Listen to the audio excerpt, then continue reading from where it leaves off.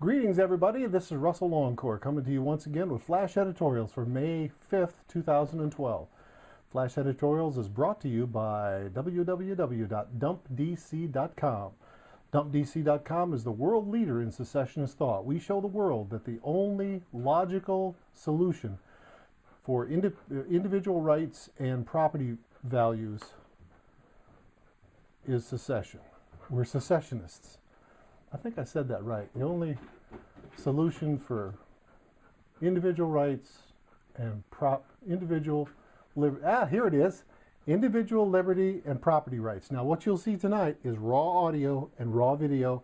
I don't cut this stuff. I don't play a lot of time in the booth. I don't correct this in post, as they say in the biz. This is just me doing my thing. So let's do some flash editorials for tonight, and let's jump right into it. In the Nation, Part 1. This week, Warren Buffett and Berkshire Hathaway are hosting their annual meeting in Omaha, Nebraska. Now, thousands of stockholders will attend. You got to give this old boy his snaps. He has become one of the world's wealthiest men in the stock market and owning companies. But a big part of his amassed wealth came from doing business with the federal government. So is it any wonder that in his doting years he says stupid things like, "The wealthy should pay more income taxes"? His Buffett rule legislation went down in flames last week in Congress, thank God. But think about this. No one is preventing any wealthy individual from writing an extra check to the U.S. Treasury. So this is not about the wealthy paying more voluntarily. This is all about being forced to pay more at the threat of death or imprisonment. And if you don't think that there's an implied threat of death in your taxes, try resisting and having an IRS agent come to your house armed. And if you continue to resist, they'll kill you. So it is actually a threat of death. This is also extraordinarily disingenuous. The Congress carries the water for business. The tax code for business owners is laden with tax benefits and tax credits that employees don't get. Employees don't have their capital at risk, and they don't deserve business tax breaks. But we all deserve less taxation, don't we? So instead of stealing more from the wealthy, let's see somebody slash everybody's tax rates. Even better would be a 10% national sales tax and no income tax whatsoever. The Nation, Part 2. Good old President Obama made a surprise trip to Afghanistan this week to keep the fictional account of the murder of Osama bin Laden alive, which story is now 1 year old. This was a campaign speech, which is all lies, wrapped in an even bigger lie. Obama didn't cap Osama. Bin Laden died of kidney failure back in 2002. It's too bad that presidential lies are not felonies. International, Part 1. Actually, it's the only international story tonight, so here we go.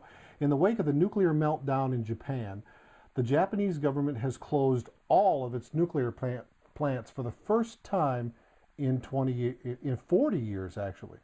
Now they expect brownouts and rolling blackouts. Out of the frying pan, into the fire. I mean, the Japanese economy has been on its butt for now since, 25 years?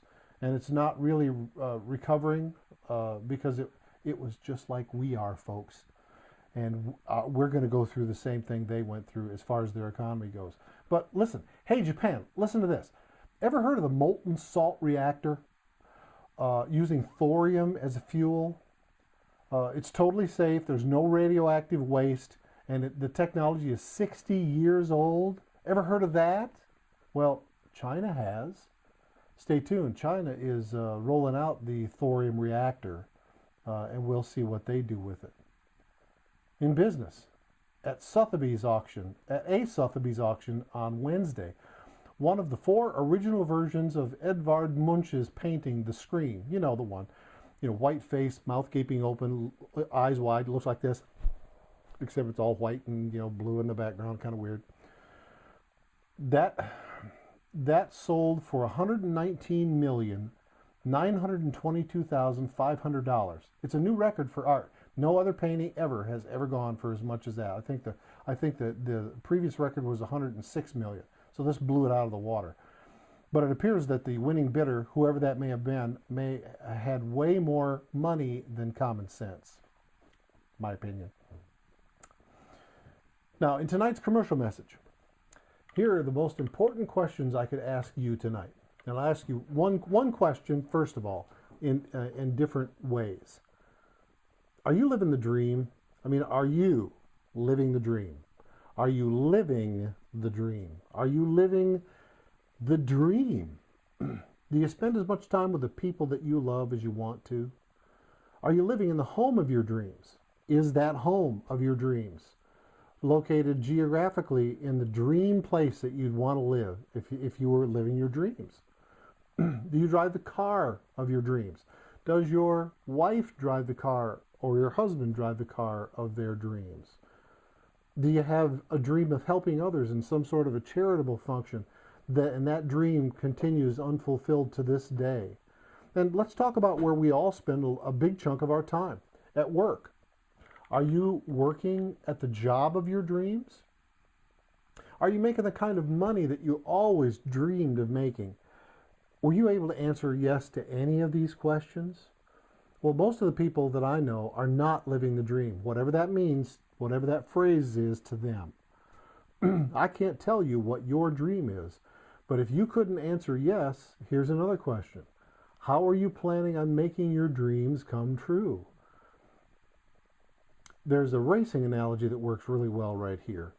You must have the right vehicle, but you must be the right driver. You must be the right driver. Think about it. If you had a NASCAR or a Formula One car and you're the driver, you'll probably either get yourself killed or get somebody else killed in a race. And if you take the best NASCAR or Formula One driver and put him in a Volkswagen Beetle, he has no chance of winning. To win and make your dreams come true, you must be the right driver in the right vehicle. Now here's another important question. How important really are your dreams to you?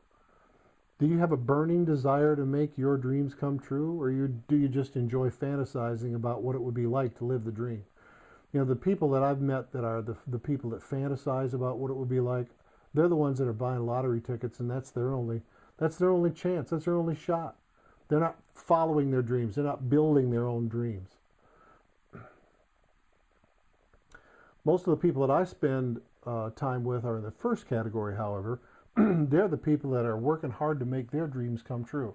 Now, even if you have the right vehicle and you're not the right driver, you don't think you're the right driver, cheer up, because you can learn to be a great driver, the driver of your dreams. If you'd like to learn more about making your dreams come true and whether or not my energy business could be the right vehicle to help you make your dreams come true, send me an email at russlongcore@gmail.com. That's Russ Longcore, RUSSLONGCORE @gmail.com. We can talk about it, possibly design a plan to make your dreams come true. In the economy, the advanced number of actual initial claims under state programs unadjusted totaled 330,475 for the week ending April 28th, which is a decrease of 40,158 from the previous week. Now don't yawn, because I got something else here. The Labor Department reported 365 new jobless claims this week. Let me get this straight. 330,000 actual. The Labor Department reports 365,000. What's wrong with this picture? I don't know, but they keep doing this over and over. And here's a new piece of information I've never seen before. I just saw this on Zero Hedge today.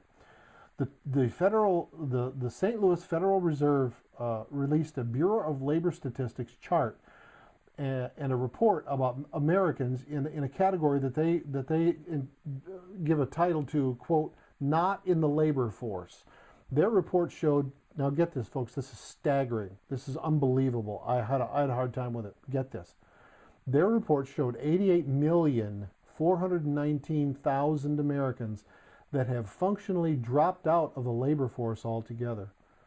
Their chart only records up to 88 million. You've seen a chart, it goes like this and it's like this. You got the vertical and the horizontal. And you know, in here you got squiggly lines. Well, this chart, you can see it if you want to. I'll show you where to get it later. This chart goes down, then it comes up, and the top of the chart is 88 million. And this thing, the line goes off the chart, literally off the chart. That's what's happening in America today in our economy. Now, do you wonder how the government-released unemployment rate can be between 8 and 9% when 88 million adults are not employed in America?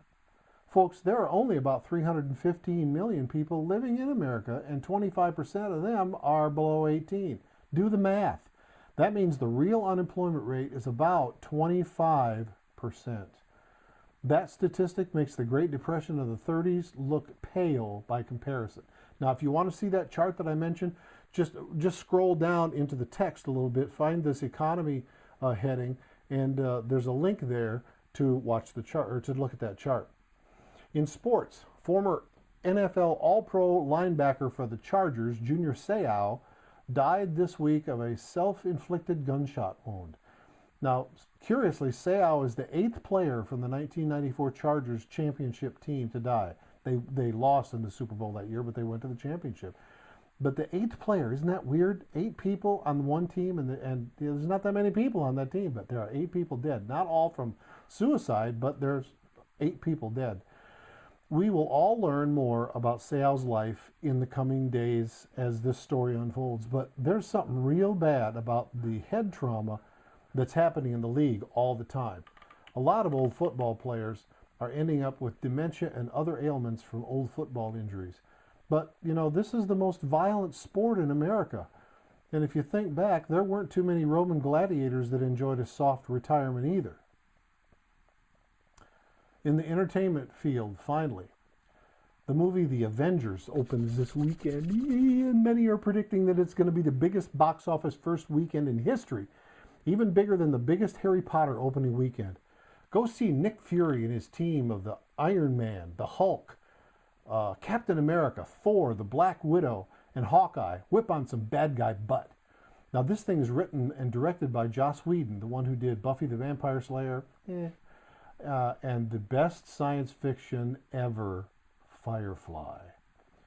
Run, do not walk to a theater near you. Well, that's it for tonight. Thanks for watching. This is dumpdc.com. Dump DC, 6 letters that can change history. I'm Russell Longcore, copyright 2012, me. Permission to reprint in whole or in part is gladly granted, providing full credit is given. See ya.